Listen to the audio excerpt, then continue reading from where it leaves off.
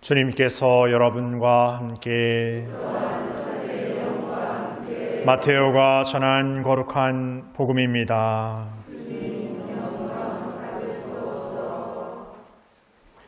그때 요한의 제자들이 예수님께 와서 저희와 바리사이들은 단식을 많이 하는데 스승님의 제자들은 어찌하여 단식하지 않습니까?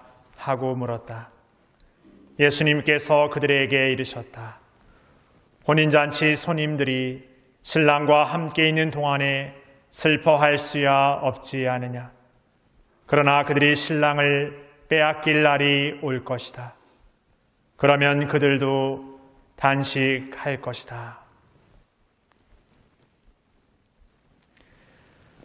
주님의 말씀입니다.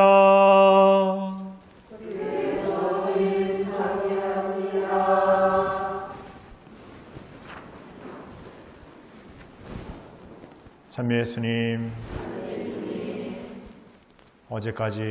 어젯밤, 오늘 아침까지도 날씨가 많이 추웠는데 오늘 날씨가 아주 봄이 오는구나 하는 생각이 드는 날씨입니다.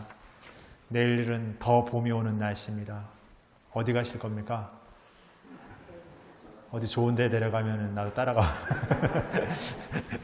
그래서 뭔가 이렇게 얼었던, 뭔가 이렇게 움츠렸던 대지가 조금씩 이렇게 움트는 것처럼 우리의 몸과 마음도 코로나19 혹은 여러 가지 어떤 어려움들과 힘든 위기에서, 힘든 일들에서 이렇게 움츠렸던 마음들이 조금씩 이 봄이 오는 모습처럼 이렇게 조금씩 이렇게 꼼지락꼼지락 뭔가 생동감 있는 살아있는 그런 소리가 우리 안에 울려 퍼졌으면 좋겠다는 생각을 해봅니다. 그런데 뭔가 이렇게 활짝 뭔가 이렇게 활발하게 이렇게 뭔가 움직여내려고 하는데 전례력으로 사순이라는 조금 무거운 전례력의 시기를 이렇게 보내게 되면서 마치 그냥 우리의 일상을 정지된 듯한 아니면 뭔가 움츠려드는 듯한 뭔가 이렇게 고행하는 듯한 그런 것으로 그냥 단편적으로 우리의 사순을 그냥 단정짓고 그런 모습으로만 뭔가 희생한다 말하고 뭐 갑자기 술을 이번 사순에는 끊겠다. 이번 사순에는 뭐 뭔가를 하지 않겠다. 이렇게 그냥 매년 반복되는 계획표의 어떤 것들을 그냥 다짐하는 정도로 뭔가를 계획하고 있다면 과연 그것은 우리가 예수님의 이 순한 여정인 사순을 진짜 이렇게 진실되게 혹은 진정성 있게 살아내고 있는가 아니면 살려고 하고 있는가 물었을 때 조금은 아니라는 생각이 듭니다. 오늘 복음의 단식에 대한 어떤 논쟁의 이야기가 펼쳐지는데 우리가 사회 안에서도 단식이라는 말을 가끔 듣곤 합니다. 어떤 노동자들의 어떤 그 현장에서 혹은 여러 가지 어떤 사회 어떤 자리에서 단식 농성을 한다거나 어떤 단식하는 일이 있습니다. 근데 꼭 이것은 어떤 사회의 어떤 현장만이 아니라 우리 집 곳곳에서도 벌어지고 있습니다. 우리는 무엇을 위한 단식을 하죠?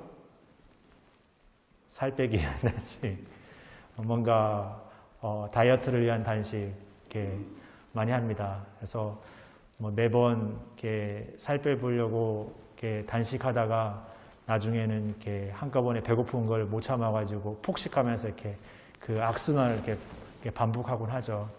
그래서 그냥 단식이라는 말을 두고 우리가 이 신앙의 여정 안에서 내 자신을 절제하고 어떤 희생한다라고 말하기는 어려울 것 같고 단식이라는 것이 과연 하느님 안에서 어떠한 단식이 되어야 되는지를 우리가 정말 잘 알아야 된다는 생각을 해보게 됩니다.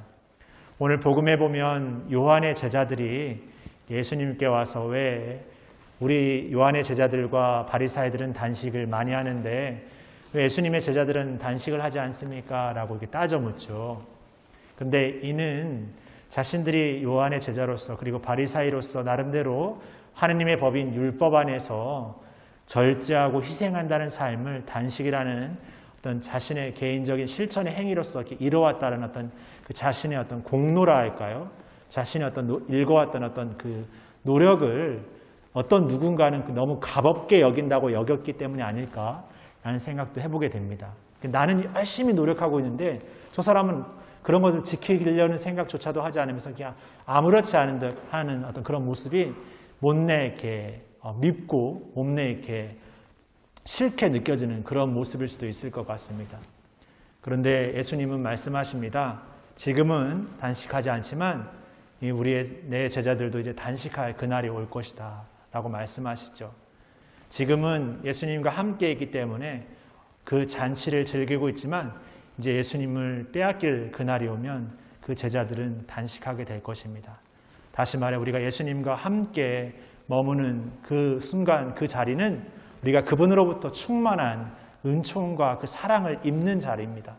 분명 우리는 우리의 어떤 자리 안에서 그 은총과 그 사랑이 단절되어지는 순간들, 단절되게 여겨지는 순간들이 찾아올 것입니다. 단지 물리적인 단절만이 아니라 영적인 단절까지도 느껴지는, 뭔가 나는 이제 하느님으로부터 완전히 버림받거나 하느님과 완전 차단되어지고 그냥 나만의 어떤 어둠, 나만의 어떤 고통으로 그냥 완전히 처박아진 것처럼 느껴지는 순간이 찾아올 것이라는 것이죠. 어쩌면 많은 이 신앙의 성인들, 많은 예언자들 역시도 자신의 어떤 신앙 삶 안에서 하느님과의 엄청난 그 단절, 자신만의 어떤 고립된 그 어둠의 시간을 겪어야 했습니다. 늘 매 순간이 뭔가 하느님의 어떤 은총과 하느님의 사랑, 하느님에 대한 어떤 믿음으로 충만해서 불타올랐던 시간만이 계속 연속적으로 있었지 않습니다. 어쩌면 그들의 삶 전체의 많은 시간은 오히려 더 그 고립과 고통과 어쩌면 외면받음, 버림받음이라는 그 예수님의 십자가상 죽음의 그 고통을 더 가까이서 느꼈던 사람들이 성인들이 아니었을까 싶습니다. 그러니까 단순히 하느님 안에서 뭔가 선물을 받고 뭔가 좋은 일이 생기고 뭔가 복을 누려서 마치 어떤 좋은 혜택만 받은 사람이 성인이 아니라 어쩌면 우리보다 훨씬 더 그 예수님의 고통에 더 가까이 다가간 이들이 성인들이 아닌가 생각합니다. 그래서 감히 우리가 성인이 된다라는 것은 그냥 뭔가 그분으로부터 뭔가 이렇게 좋은 뭔가 잘한 사람이라고 이렇게 칭찬받는 존재로서가 아니라 그분 옆에서 정말 묵묵히 정말 그 십자가 지는 삶을 그 누구보다 그 묵묵히 지고 걸었던 사람들이 성인들이 아닐까 싶습니다. 그래서 오늘 예수님께서는 그 단식의 행위가 바로 그냥 누군가한테 드러내기 위해서 누군가의 어떤 뭔가를 이렇게 보여주기 위해서 나의 어떤 공로로서의 삶이 아니라 정말 오늘 제1족서가 말해주는 것처럼 정말 우리 안에서 정말 우리 안에 어떤 삶으로서 그 단식을 통해서 절제되고 희생된 삶을 다른 누군가를 위해서 내어주기 위해서 누군가를 위해서 나를 기꺼이 봉헌하기 위해서 이렇게 나눠주고 주어지고 드려지는 삶으로서의 그 단식의 삶을 예수님께서 우리에게 이렇게 초대하고 계시지 않은가 생각합니다. 그러게 우리는 지금 그 예수님과 함께 그 잔치를 누려야 합니다.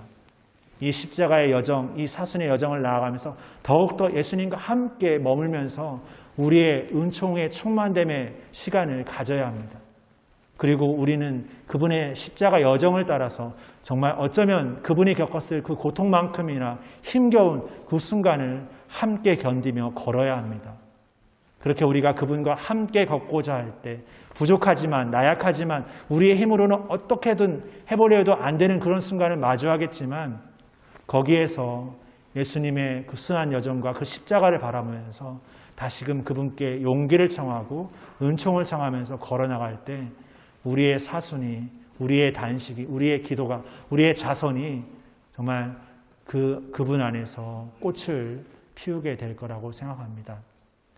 어쩌면 아무렇지 않은 듯 그냥 성큼 우리에게 그냥 내가 기다리지도 않았고 내가 바라지도 않았던 그런 사순이 덜컹 이렇게 찾아온지도 모르겠습니다. 그러나 늘 그분은 우리에게 어떤 준비되어 있는 그 시간으로 찾아오는 것이 아니라 우리의 아무런 준비가 되지 않은 그 어떤 순간에도 끊임없이 우리를 찾고 계십니다. 그리고 우리가 무엇을 준비해서 무엇을 다 갖춰서 나아가는 것이 아니라 늘 그 가난함과 비천함과 정말 보잘것없는 우리의 모습에서 정말 우리 각자의 십자가를 겸손되게 짊어지고 오늘도 내일도 매일 묵묵히 우리의 여정을 그분 안에서 걸어갈 수 있는 그 힘을 주십사하고 청했으면 좋겠습니다. 그렇게 그분을 따라가는 오늘의 사순, 이 사순이 우리 모두에게, 우리 각자 한 사람 한 사람에게 정말 그 열매 맺는, 정말 그 복된, 정말 그 의미 있는, 그 가치 있는 그런 여정이 되기를 두 손 모아 우리 서로 모두를 위해서 기도하고 함께 걸었으면 좋겠습니다. 그렇게 우리의 작은 희생을 그분께 선물로 드리면서 오늘도 걸었으면 좋겠습니다. 잠시 묵상하시겠습니다.